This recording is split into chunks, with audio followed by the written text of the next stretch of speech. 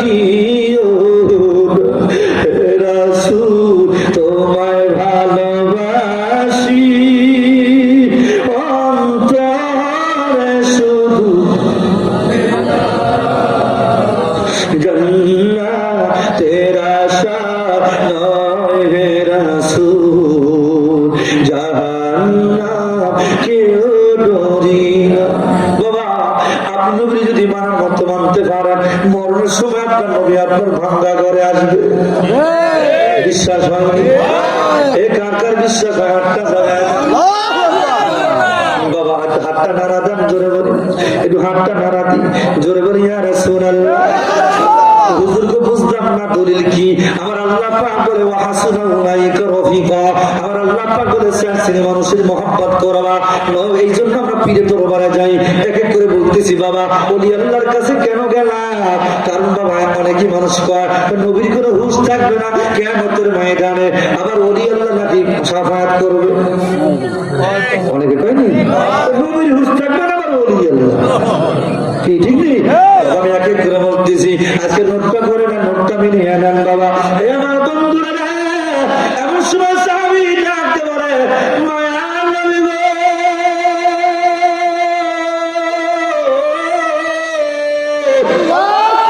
নবীজি আপনার আমি মিজানে পাবনি।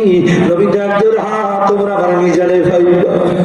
নবী আপনার মিজানে পাল্লা কি করাবেন? নবী ডাকতে পারে ওই দিনে কিয়ামতের ময়দানে মিজানের পাল্লা আমার উম্মতের নেকি বুদ্ধি ওজন হবে গো। ওই দিন আমার উম্মত যদি বদির পাল্লা বাড়ি হয়ে যায়, উম্মত আমার জাহান্নামী হয়ে যাবে। আমি নবী দাঁড়া দাঁড়া আমার উম্মতের আমলনামা আমার হাতে নিয়া সহিহ বুখারী কিতাবুল মাগাজির অধ্যায় শেষের দিকে হাদিস বাবা, আমার নবীজি হাতে রহমতের হাতটা লাগায়া আমলনামা নিয়া যখন আবার মিজানে পাল্লা দাঁড় করাইবে, আমার নবীর উম্মতের নেকি পাল্লা ভারী হইয়া যাবে। আর জোরে বলি আল্লাহু আকবার। নবী কইতে যদি মিজানে পাল্লা না পাইবো, কোথায় গেল আপনারা পাবো? নবী ডাক দেবে, সাহাবী তোমরা সেদিন আমার পুলসিরাতের গেটে পাইবা। আরো জোরে, আরো জোরে, আরো জোরে। পুলসিরাতের গেটে নবী থাকবেন দাঁড়িয়ে, দুরুদ পড়া উম্মতের পার করিবে। সুবহানাল্লাহ বলেন। ওই কাউসারের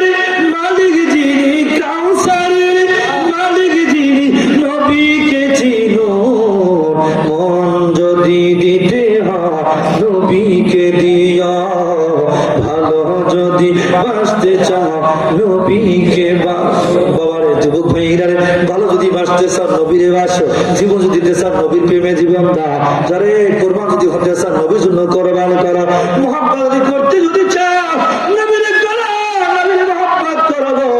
ওই মিজানের পাল্লা হাসরের মাঠে পুলসিরাতের মাঠে তোমার আমার তরায় আনিবে। সাহাবী এখন ডেকে ডেকে বলে নবী গো, ওই দিন আপনারা যদি পুলসিরাতের ঘাটে যদি না পায় কোথায় গেলে আপনারা পাবো?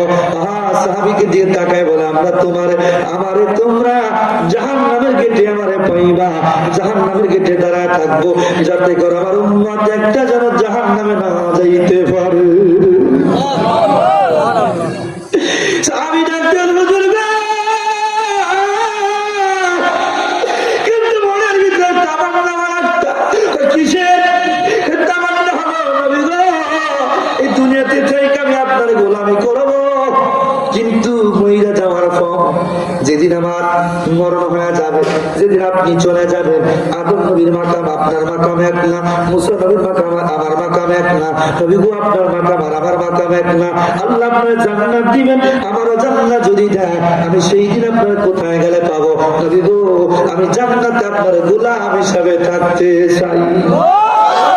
আরো জোরে বলেন আল্লাহু আকবার।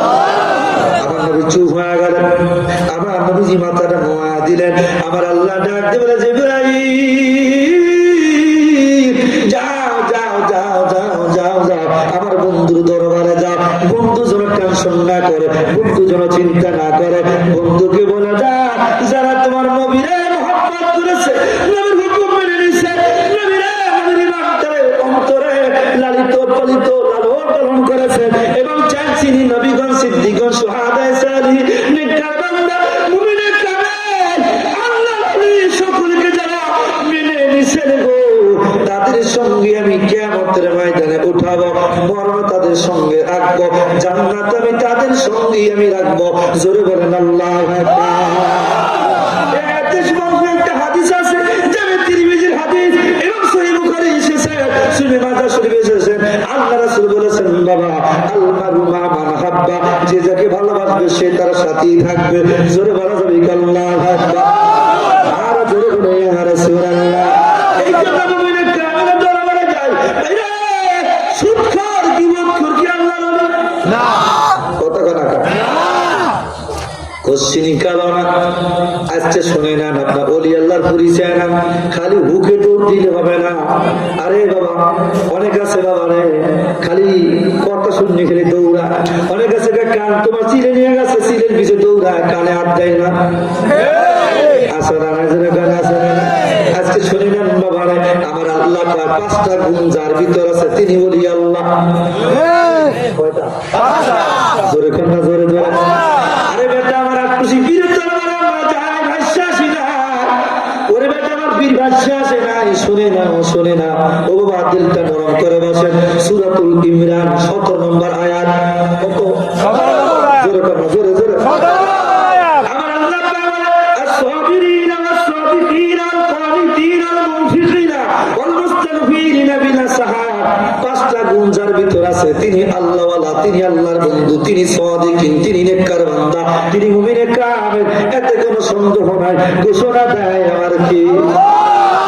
আর জোরে বলেন না। এখন আছে বাবা ওই ওলি আল্লাহর দাম আসেনি? কত আসেনি? একটু পিছনে যাই বোঝানোর জন্য বলে যান, আমাদের বাবা যার কিতাব না পড়লে কোনো আলেম হয় না। এই জালালউদ্দিন সুয়ুতির কিতাব যা তাফসীরে জালালাইন উনি লিখেছেন, আর জালালউদ্দিন মুহল্লি দুইজন মিলে লিখেছেন। উনি অর্ধেক লিখেছেন, বাকি অর্ধেক আরেকজন লিখেছেন।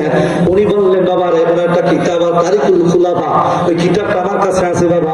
এই কিতাবের ভিতরে উনি আমার জীবনীতে লেখেন, বন্ধুরে নোট করে নেন ওলি আল্লাহ কি জিনিস বাবা। ওলি আল্লাহ দরবারে গেলে মুরিদকে নবী দরবারে পৌঁছে দিতে পারে। শুধু এটাই না, নবীর যেখানেওয়ালা ওলি আল্লাহরা, আল্লাহ যেখানেওয়ালা ওলি আল্লাহরা। জোরে বলেন আল্লাহু আকবার।